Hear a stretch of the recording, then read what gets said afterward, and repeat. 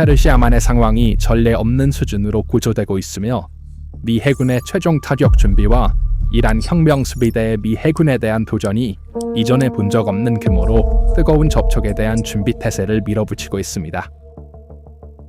이란 고위 관리들은 새로운 최고 지도자의 역사적 명령에 따라 행동하고 있으며 호르무즈 해협과 이란의 2,000km 해안선에 대한 절대적인 지배권을 확립했다고 발표하고 있습니다. 이란 혁명 수비대는 대담하게 미 해군에 도전하며 호르무즈 해협 봉쇄가 전쟁 선언이라고 공개적으로 선언하고 우리 전사들은 내일이라도 행동에 나설 수 있다고 말하고 있습니다. 이 힘의 과시의 기초에는 거대한 거래가 있습니다. 정권은 60%까지 농축된 우라늄 프로그램에서 물러서기를 원하지 않으며 동시에 세계 에너지 무역의 목줄인 해협을 통제하려고 합니다. 그러나 동전의 다른 면을 보면 이러한 대담한 주장들이 얼마나 허황된 것인지 분명해집니다. 마쿠에서는 절박한 정권이 깊은 공황 상태에 빠져 파키스탄을 통해 워싱턴에 사절단을 연이어 보내며 공격을 멈춰달라고 애원하는 모습을 볼 수 있습니다. 이러한 전략적 위선과 뻔뻔한 태도는 트럼프 행정부에 의해 용납될 수 없으며 그들의 인내심을 소진시키고 있습니다. 핵무기는 없습니다. 첫 번째입니다. 실제로 브래드 쿠퍼 중부사령부 사령관이 백악관에서 제시한 최종 타격 브리핑은 미국이 이러한 위협에 대해 얼마나 파괴적인 계획을 준비했는지를 보여줍니다. 남아있는 군사자산, 지도부, 중요한 인프라를 목표로 하는 이러한 작전 옵션은 정권 내의 두려움을 입증하고 있습니다. 그러나 외교적 교착 상태가 소진되고 IRGC가 해상 봉쇄를 위해 방아쇠를 당길 때 지상에서는 어떤 일이 벌어질까요? 이 시점에서 우리는 이란의 비대칭 해군 교리가 어떻게 무서운 파괴에 직면할지를 단계별로 분석해야 합니다. 이란 계획의 군사적 중추는 비대칭 군집 전쟁 교리에 기반을 두고 있습니다. 이 교리의 최전선에는 하이더 110과 같은 초고속 스텔스 미사일 보트가 있으며 이는 정권의 큰 자부심입니다. 탄소 섬유로 제작된 이 쌍동선은 무게가 단지 9톤에 불과하며 시속 110노트, 즉 약 203km에 도달할 수 있습니다. 이란 지휘관들은 이 보트들이 거대한 미국 전함의 레이더 범위를 침투하여 밀집된 무리로 공격하고 혼란을 일으킬 것이라고 계산합니다. 정권은 얕은 물에서 무리지어 움직이는 이 가벼운 판소 섬유 선체 보트들이 거대한 미국 전함을 방심하게 만들 것이라고 믿습니다. 하지만 이 계획은 현대 전장의 냉혹한 수학과 기술적 격차와 일치하지 않습니다. 이란이 이러한 보트를 무리로 배치하려고 시도하면 미군은 표준 순찰함뿐만 아니라 하늘에서 가장 무자비한 탱크 사냥꾼으로 이 도전에 대응할 것입니다. 워싱턴은 치명적인 사냥을 위해 A-10 썬더볼트 II 전투기를 준비하고 있습니다. 이란이 미사일 보트로 공격을 시도할 때 A-10은 이 공격선을 파리처럼 쓸어버릴 화력으로 대기하고 있을 것입니다. 게다가 미군은 최근 A-10 항공기에 매우 중요한 작전 유연성을 부여했습니다. 이 전투기는 이제 프로브 드로우 시스템을 사용하여 C-130 허큘리스 공중급유기로부터 공중에서 급유할 수 있어 전통적인 붐 시스템에 대한 의존을 없앴습니다. 이 기술적 세부 사항은 A-10이 매우 낮은 고도와 낮은 속도로 걸프 해역을 수시간 동안 순찰할 수 있게 하여 하늘에서 정지된 사냥 플랫폼으로 변신할 수 있음을 의미합니다. 이란의 보트 속도에 대한 자신감은 미국 군대가 모든 위용을 발휘하여 배치하는 통합 공군력 앞에서 극적으로 무너질 것입니다. A-10뿐만 아니라 이 사냥 파티의 또 다른 주요 요소는 공격 헬리콥터가 될 것입니다. 아파치와 코브라 같은 플랫폼에서 발사된 헬파이어 미사일은 고급 열 및 레이저 탐색 헤드 덕분에 몇 초 만에 물 위를 빠르게 달리는 이 보트들을 조준할 수 있는 능력을 가지고 있습니다. 하이더 110 보트가 세계에서 가장 빠른 공격선 중 하나라고 해도 최대 속도는 시속 203km입니다. 이 수치는 수면에서는 인상적으로 보일 수 있지만 음속을 초월하는 유도 미사일의 속도나 초당 70발을 발사하는 A-10의 30mm GAU-8 대포의 운동 에너지와 비교하면 여전히 우스운 도전에 불과합니다. 미사일 보트가 사정거리에 들어가기 전에 이 엄청난 화력 앞에서 몇 초 만에 침몰할 것이며 무리로 계획된 공격은 잔해의 장으로 변할 것입니다. 이란의 속도 함정 전략은 실제로 걸프 해역에서 자국 해군을 자살 임무로 보내는 것에 불과합니다. 이 바다에서의 예상되는 재앙 이후 만약 정권이 장거리 미사일과 무인 항공기로 보복을 시도한다면 더욱 넘기 힘든 벽에 부딪히게 될 것입니다. 현재 항공모함 3척, 총 27척의 군함, 그리고 200대 이상의 전투기가 호르무즈 해협 주변에서 완전 경계 태세를 유지하고 있습니다. 초기 충격이 흡수되면 이란은 남은 카드를 사용하여 칸도 미사일과 가미카제 드론 공격을 시도할 수 있습니다. 하지만 지상에서의 군사 증강 상황을 보면 테헤란을 기다리고 있는 그림은 훨씬 더 암울합니다. 이란의 미사일과 드론은 미국의 F-18과 F-35 전투기가 만든 거대한 전자 방해벽에 거의 무방비 상태입니다. 이 전투기들은 통합 전자전 시스템을 통해 공중에 떠오르는 순간 목표물의 레이더와 유도 주파수를 탐지하고 차단할 수 있는 능력을 제공합니다. 해협 위의 미국 전자우산은 모든 정권의 통신 및 타겟팅 네트워크를 마비시킬 수준입니다. 게다가 B-1 전략 폭격기가 탑재 능력과 순항 속도로 유명한데 이들이 오고 있다는 사실도 이 방정식에 추가되고 있습니다. 그러나 미국은 기존의 전력만으로는 만족하지 않습니다. 또한 현장의 모든 지정학적 균형을 근본적으로 흔들 대규모 요소를 배치할 준비를 하고 있습니다. 센티컴은 이란에 대한 가능한 심층 타격을 위해 중동에 다큐 이글 극초음속 미사일을 배치할 계획입니다. 이 발전은 군사 체스판의 모든 것을 바꿉니다. 지금까지 이란은 자국의 지리적 광활함을 방패로 사용하는 전략을 추구해왔습니다. 빠른 보트와 드론을 신뢰하는 것 외에도 진정한 보장은 장거리 탄도 미사일 발사대를 걸프 해안에서 멀리 떨어뜨려 국가 깊숙이와 산악 지역에 숨기는 것이었습니다. 테헤란 행정부는 이러한 발사대를 미군의 일반적인 토마호크 순항 미사일 사정거리 밖에 배치함으로써 안전지대에서 걸프 지역의 미군 기지, 아랍 국가들, 그리고 이스라엘을 편안하게 목표로 할 수 있다고 믿었습니다. 하지만 이 전략의 막다른 길은 명백합니다. 다크 이글 시스템의 배치는 이란의 위협 방정식을 즉시 해결할 수 있습니다. 음속의 5배 이상인 마하5 플러스의 속도로 이동하며 목표에 접근할 때 공중 방어 시스템을 회피하기 위한 복잡한 기동이 가능한 이 기술은 DP 방어 교리를 무너뜨립니다. 이것이 바로 다크 이글이 이 지역의 게임 체인저로 등장할 수 있는 이유입니다. 산에 파인 이란의 벙커나 이동식 발사대는 이 엄청난 운동 에너지와 속도를 피할 수 없습니다. 이 무기들로부터 숨을 수도 없고 쿠식 방공 시스템으로 막을 수도 없습니다. 이 대규모 군사 준비의 물류 인프라도 함께 짜여지고 있습니다. 유럽과 중동 사이의 항공 회랑에서는 C-17A 대형 수송기가 끊임없이 비행하고 있습니다. 하루에만 10알대의 C-17 항공기가 람슈타인과 레이크니스에서 출발하여 동부 지중해, 요르단, 카타르로 화물을 운송하는 것이 관찰되었습니다. 터키의 인시를릭 공군기지는 이 거대한 공중다리의 가장 중요한 발판 중 하나가 되었습니다. C-17, C-130, 그리고 공중급유기는 여기서 그들의 물류 준비를 완료한 후 지부티와 디에고 가레시아 같은 전략적 지점으로 이동합니다. 워싱턴은 이 지역에서 단기적인 무력 시위를 하는 것이 아닌 것 같습니다. 오히려 몇 달 동안 지속될 수 있는 작전을 위한 공급망을 견고한 기반 위에 구축하고 있습니다.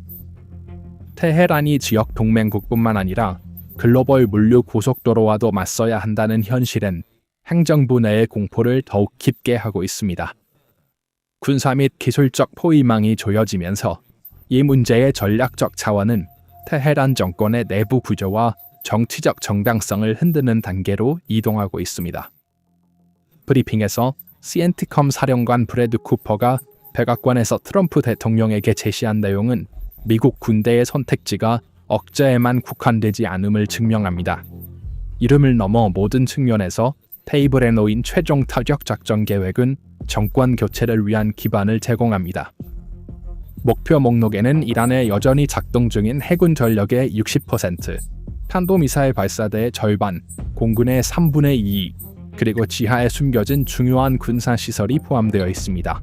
이 정도 규모의 군사 능력 제거는 단순히 군대의 패배를 의미하는 것이 아니라 내부 반대 구조로부터 정권을 보호하는 갑옷의 파괴를 의미합니다.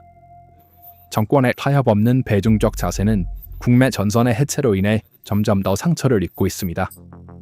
테헤란, 이스파한, 시라주 같은 주요 도시에서 연이어 발생하는 미스터리한 폭발과 가스 누출 보고는 군사적 저항을 강화하기보다는 체제가 내부에서부터 붕괴되기 시작하고 있음을 시사하고 있습니다. 어느 시나리오가 유효하든 결과는 동일합니다. 국가가 자체 보안을 제공하겠다는 약속은 대부분 파산했습니다. 호르무즈의 열쇠가 우리 손에 있다고 외부 세계에 메시지를 보내는 사람들이 이제는 자국 거리의 안전조차 확보할 수 없는 위치에 놓였습니다. 지역 동맹국들의 입장은 이란이 처한 지정학적 고립의 가장 맹혹한 증거입니다. 아랍에미리트의 최근 결정은 외교 관계에서 드물게 볼 수 있는 대립 수준을 포함하고 있습니다. 아랍에미리트는 자국 영토에 미국 화물 항공기의 집중 배치를 허용할 뿐만 아니라 자국 시민들에게 이란, 레바논, 이라크를 즉시 떠나라는 매우 명확한 명령을 내리고 있습니다. 상황은 거기서 멈추지 않습니다. 아랍에미리트 국경 내에서 기존의 이슬람 공화국 깃발이 상점과 민간 지역에서 제거되고 정권의 역사적 적으로 여겨지는 사자와 태양 문양이 있는 옛 이란 깃발로 대체되고 있습니다. 자국의 국경 이웃으로부터 이러한 상징적이고 직접적인 정당성 거부를 당하는 것은 테헤란의 지도부를 격분시킬 수 있지만 외교적 비난 외에는 할 수 있는 일이 없습니다. 지도자들에 대한 공격 시 걸프 지역의 모든 궁전을 파괴하겠다는 체제 관리들의 위협은 UAE의 차분하고 계산된 움직임에 대해 공허한 메아리로 변하고 있습니다. 이란이 해상 봉쇄 전략을 고집스럽게 지속하고 이 군사 증강에 대해 행동을 개시한다면 그로 인한 경제적 비용은 정권의 종말을 가져올 것입니다. 이미 위태로운 상태인 석유 수익은 완전히 중단될 것이고 수입 체인은 끊어질 것이며 일상생활의 연속성은 심각하게 방해받을 것입니다. 제킨 장군이 옳게 강조하듯이 자기 국민의 고통과 경제적 파괴에 무관심한 정권을 외교적 수단으로 설득하는 것은 사실상 환상에 가깝습니다. 그러나 그들의 국민의 고통에 무관심하다고 해서 그 국민의 분노로부터 보호받을 수 있다는 뜻은 아닙니다.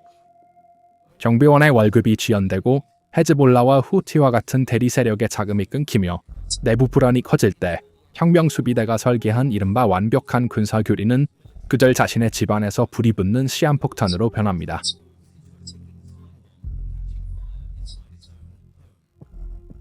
이란이 호르무즈 해협에서 빠른 보트를 이용해 A-10 썬더볼트 전투기, 헬파이어 미사일, 극초음속 무기에 맞서 싸우려는 도전은 군사 역사상 가장 치명적인 전략적 실수 중 하나가 될 후보입니다.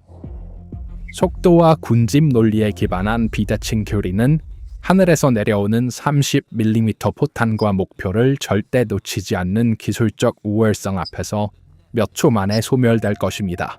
정권이 대중 앞에서 대담한 영웅담을 이야기하는 동안 마쿠에서의 외교적 호소는 그들이 다가오는 절대적인 붕괴를 보고 있다는 공개적인 고백이다. 다크 이글 미사일에 의해 깊이 방어가 뚫리고 전자전 시스템에 의해 모든 방패가 낮아지면서 테헤란 행정부는 군사자산뿐만 아니라 자국 지린의 정치적 존재까지 거대한 포박에 던졌습니다. 그리고 전쟁의 본질은 무자비합니다. 이 기술적 비대칭으로 정산된 결과는 지도뿐만 아니라 지역 역사도 영구히 다시 쓸 것입니다. 이 충격적인 지정학적 방정식에 대해 어떻게 생각하십니까? 시속 203km에 도달하는 이란의 초고속 보트가 A-10 썬더볼트 항공기와 헬파이어 미사일로 공중에서 설정된 이 치명적인 방어벽을 뚫을 수 있을까요? 아니면 이 군집 전략이 걸프 해역에서의 대규모 자살 임무에 불과한 것일까요? 그러나 미국의 최후의 일격 계획은 공중과 해상에서 오는 화력에 국한되지 않습니다. 군사적 파괴 직후 즉시 실행될 주요 전략적 움직임은 역사상 전례 없는 해상 봉쇄로 이로 인해 정권의 생명줄이 완전히 차단될 것입니다. 이제 큰 그림을 봅시다. 이 봉쇄는 고립된 조치가 아닙니다. 이란의 마지막 카드를 제거하는 것입니다. 전쟁이 시작된 이후로 이란의 영향력은 하나씩 제거되었습니다. 공중 방어는 첫 몇 주 만에 붕괴되었습니다. 100여 대의 연합 항공기가 이란 영공에 진입하여 테헤란 중심부를 공격하고 돌아갔습니다. B2 폭격기가 14톤의 벙커버스터를 탑재하여 손댈 수 없는 지하 저장고를 관통했습니다. 해군 전력이 파괴되었습니다. 부셸의 해군 기지가 평탄화되었습니다. 지휘 체계가 붕괴되었습니다. IRGC 본부가 파괴되었습니다. 정보국장과 작전사령관이 사망했습니다. 대리 네트워크 약화, 메라바드 물류 허브 타격, 헤즈볼라와 후티로의 공급망 차단. 그리고 이란의 마지막 카드는 호르무즈였다. 우리는 해협을 봉쇄하고 세계 경제를 인질로 잡을 것이다. 수십 년 동안 테헤란의 가장 강력한 억제책이었다. 전쟁이 시작되었을 때 그들은 실제로 그것을 봉쇄했고 실제로 유가가 급등했으며 유럽을 연료 위기로 끌어들였고 아일랜드에서 프랑스까지 트럭 운전사들의 봉기를 촉발시켰다.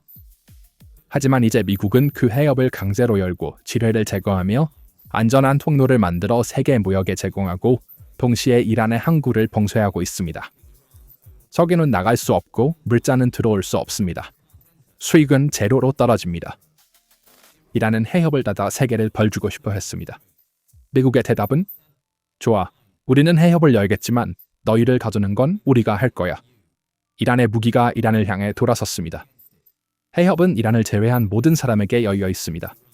동맹전선은 혼합되어 있으며 이는 미국에게 놀라운 일이 아니었습니다. 트럼프는 다른 나라들이 참여할 것이라고 말했지만 현재로서는 UAE와 바레인만이 지지를 발표했습니다. 영국, 독일, 호주는 지원을 거부했습니다. 프랑스는 거리를 두고 있습니다. 미국은 주로 혼자 이 작전을 수행하고 있어 봉쇄의 지속 가능성에 대한 의문을 제기하고 있습니다. 두 개의 항공모함 전단, 수십 대의 구축함, 정찰기, 잠수함, 모두 연료, 탄약, 인원 교대, 유지 보수가 필요합니다. 한 나라의 해군이 이 규모의 작전을 얼마나 오래 지속할 수 있을까요? 몇 주는 가능하다. 몇 달은 어렵다. 몇 년은 거의 불가능하다. 진짜 질문은 이 봉쇄가 이란을 협상 테이블로 끌어내기 전에 미국을 지치게 할 것인가이다. 개발도상국에게 봉쇄는 에너지 비용 상승을 의미한다. 인도, 한국, 일본, 이란산 석유를 구매하는 모든 국가는 대체 공급원을 찾아야 한다. 인도의 상황은 특히 심각합니다. 세계에서 세 번째로 큰 석유 수입국인 인도는 저렴한 이란 원유를 구매하고 있었으나 이제는 다른 곳에서 시장 가격을 지불해야 합니다. 봉쇄가 계속되면 세계 경제 침체의 위험이 심각합니다. 다크 이글 극초음속 미사일이 마하우를 초과하여 지역에 완전히 배치되면 산에 새겨진 테헤란 행정부의 기피 방어 전략이 완전히 파산할까요? 댓글에 공유하세요. PPR 글로벌의 분석에 대해 계속 알고 싶다면 채널을 구독하고 알림을 켜세요. 우리의 비디오는 여기서 끝나지만 우리의 분석은 여기서 멈추지 않습니다. 장거리 여행이나 낮 시간의 휴식 중의 팟캐스트로 PPR 글로벌의 글로벌 발전에 대한 자세한 보고서를 듣고 싶다면 저희의 스포티파이 채널로도 초대합니다. 설명에 있는 링크를 통해 지금 바로 저희 스포티파이 계정을 팔로우하시고 어떤 상황에서도 세계의 의제에서 뒤처지지 마세요. 저희를 선택해 주셔서 감사합니다.